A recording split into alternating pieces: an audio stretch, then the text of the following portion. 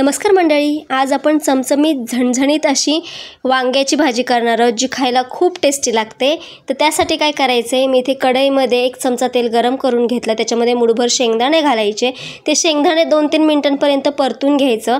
त्यानंतर त्याच्यामध्ये मी ओलं खोबरं घालते। तुम्हाला हवं तर तुम्ही सुकं खोबरं सुद्धा घालू शकता। ओल्या खोबऱ्याचे पातळ काप करायचे, ते सुद्धा घालायचे आणि छान लाल होईपर्यंत हे दोन्ही आपल्याला भाजून घ्यायचं।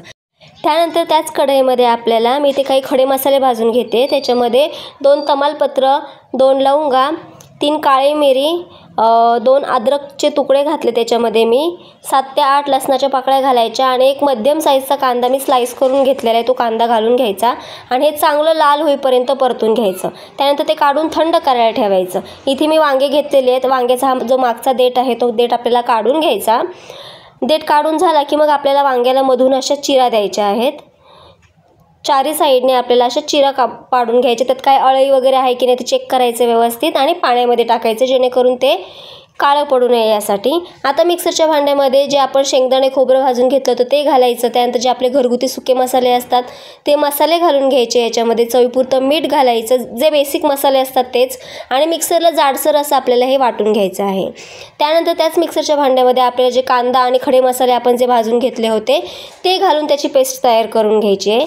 आता काय करायचं आहे, आता ह्या वांग्यामध्ये जे आपण शेंगदाणे आणि खोबऱ्याचं जे वाटण वाटलं होतं मसाले घालून, त्याचं स्टफिंग म्हणून आपल्याला याच्यामध्ये हे भरून घ्यायचं आहे वांग्यांमध्ये सगळीकडे।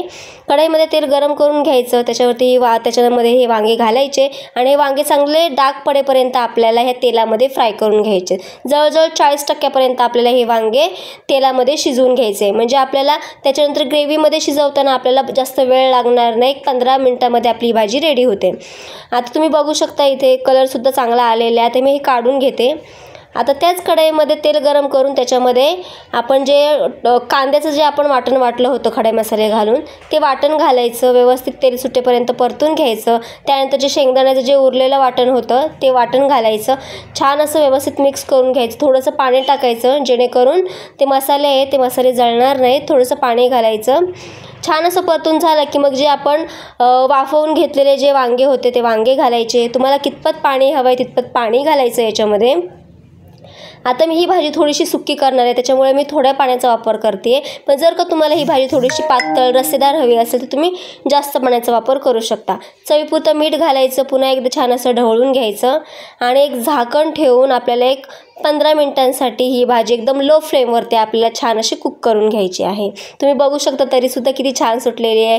खायला खूप टेस्टी लागते। तुम्ही भाकरीसोबत खाऊ शकता, चपातीसोबत, भातासोबतसुद्धा एकदम भन्नाट लागते। तर तुम्ही नक्की ट्राय करून बघा। आणि अजून आपल्या नगरी ठसके या चॅनलला तुम्ही सबस्क्राईब केलं नसेल तर चॅनलला सबस्क्राईब करा आणि व्हिडिओ आवडला असेल तर एक लाईक करायला विसरू नका। थँक्यू।